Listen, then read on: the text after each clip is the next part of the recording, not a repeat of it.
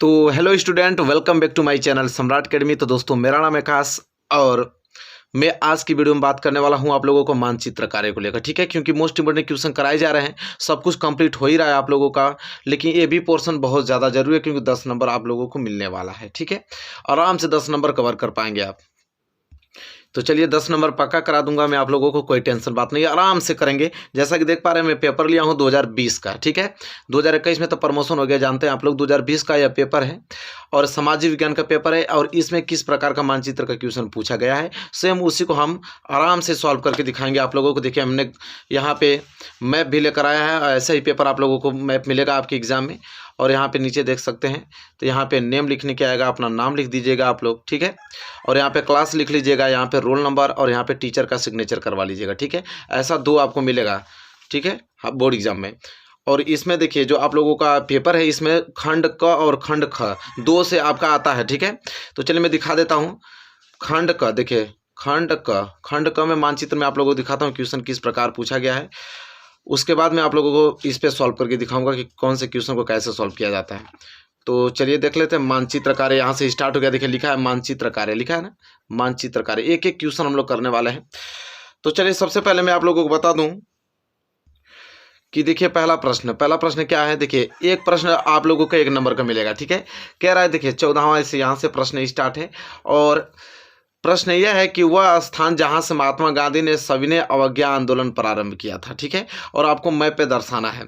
तो सबसे पहले तो हम इसका पहले उत्तर लिख लेते हैं। यहाँ पे साइड में एक पेज पहले हम उत्तर लिख लेते हैं, इसके बाद मैं आप लोगों को उस मैप पे दिखा दूंगा। पहला प्रश्न है कि वह स्थान जहां से महात्मा गांधी ने सविनय अवज्ञा आंदोलन किया था ना, ये आपका क्वेश्चन नंबर 14 का क्या आया, फर्स्ट है। क्वेश्चन नंबर 14 का क्या आया, फर्स्ट है। आप लोगों को एग्जाम में लिखना पड़ेगा। ठीक है, ये आपको एग्जाम में लिख के तब जाके आप लोग लिखिएगा। यहाँ से इस तरह लिखना है, बता भी देता हूँ आप लोगों को। लिखना है प्रश्न उत्तर। देखिए, प्रश्न उत्तर 14 का यह पहला क्रमांक है। 14 का पहला क्या है कि वह स्थान जहां से महात्मा गांधी ने सविनय अवज्ञा आंदोलन आरंभ किया था, तो वह क्या था, गुजरात। वह स्थान क्या है, गुजरात।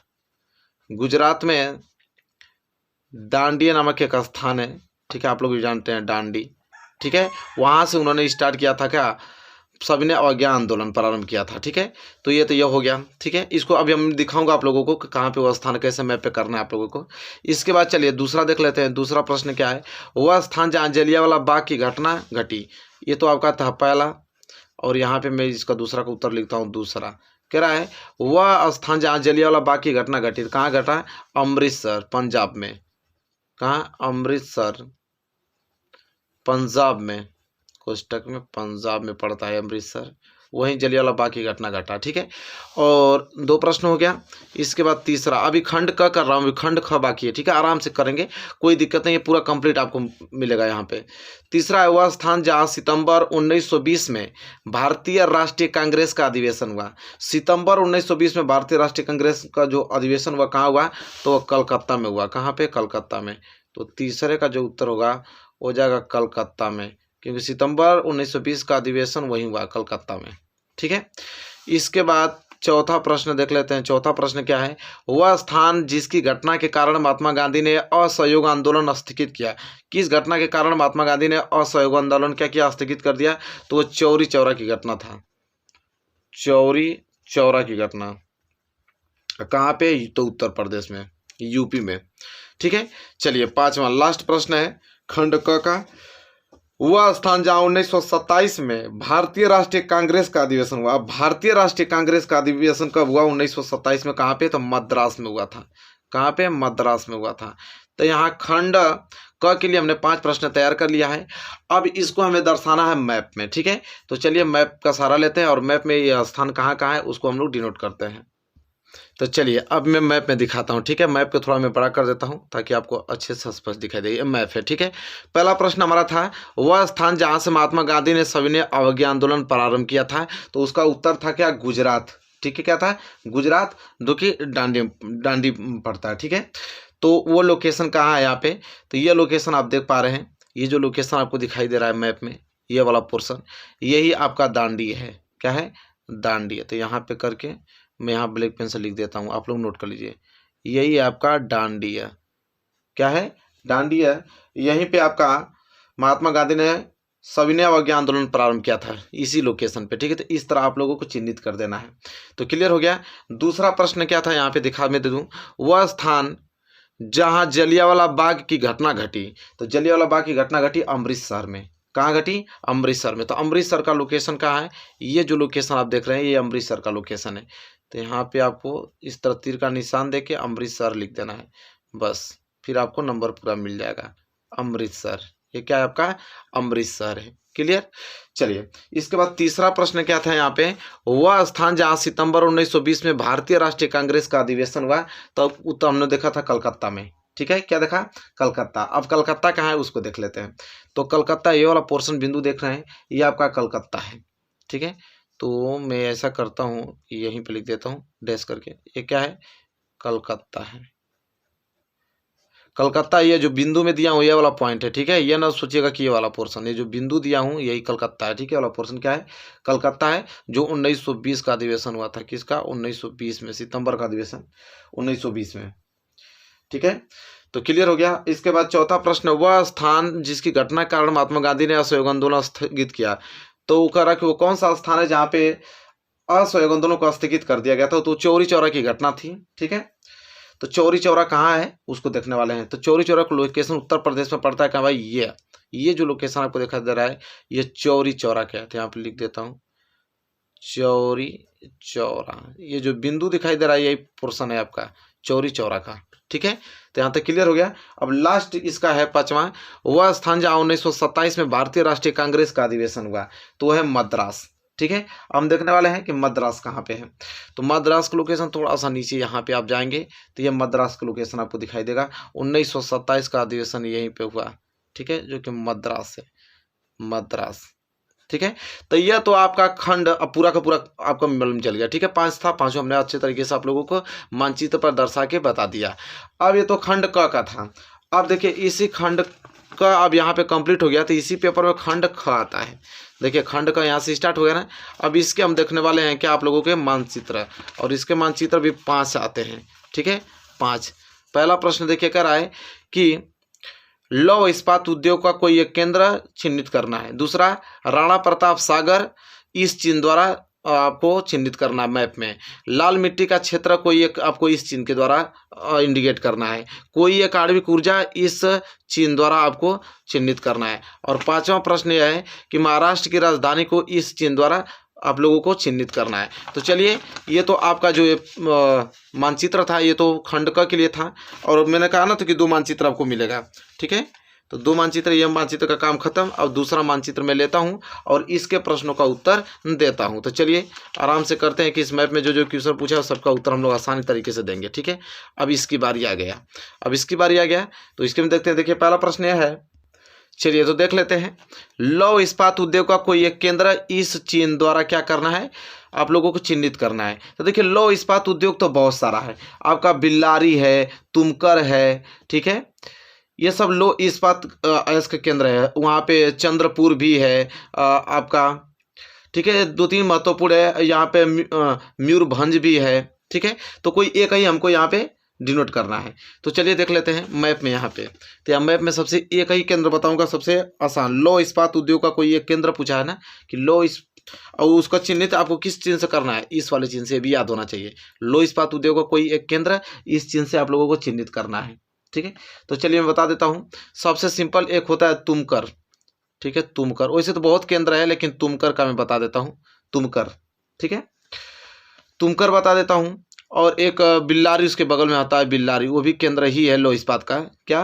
बिल्लारी, बिल्लारी नोट कर लीजिएगा। ये दोनों लोकेशन बता दे तो कोई एक लोकेशन ट्रैक कर लीजिएगा आप लोग, तुमकर और बिल्लारी, ठीक है। मैप आप देखिए यहाँ पे तुमकर और बिल्लारी कहाँ पड़ते हैं उसको देखने वाले हैं। तो मैं थोड़ा सा बड़ा करूँगा उस लोकेशन को ट्रैक करने के लिए, तुमकर और बिल्लारी को। तो देखिए यहाँ पे तुमकर और बिल्लारी, तो ये लोकेशन आप देख पा रहे हैं, यह लोकेशन यही है तुमकर। तो इसको इस चिन्ह से आप लोगों को डिनोट करना था। तो इस तरह चिन्ह आपको बना देना है और यहाँ पे लिख देना है तुमकर। क्या लिख देना है? तुमकर। क्या लिख देना है? तुमकर, जो कि लौह इस्पात उद्योग का केंद्र है, जो कि क्या है? लौह इस्पात केंद्र। लौह इस्पात का ये क्या है? केंद्र है, इस तरह कोष्टक में लिख दीजिएगा तो एग्जामिनर समझ में आ जाएगा उसको कि तुमकर लौह इस्पात का केंद्र है। और उसके जस्ट ऊपर बस चलेंगे ना, इसके जस्ट ऊपर अगर आप बढ़ेंगे तो आपको मिलेगा बिल्लारी, ये यहाँ पे इस लोकेशन पे, ठीक है। तो यहाँ पे तो 2 में बता देता हूँ, वैसे तो एक ही करना है लेकिन मैं 2 बता देता हूँ आपको। ये क्या है, बिल्लारी।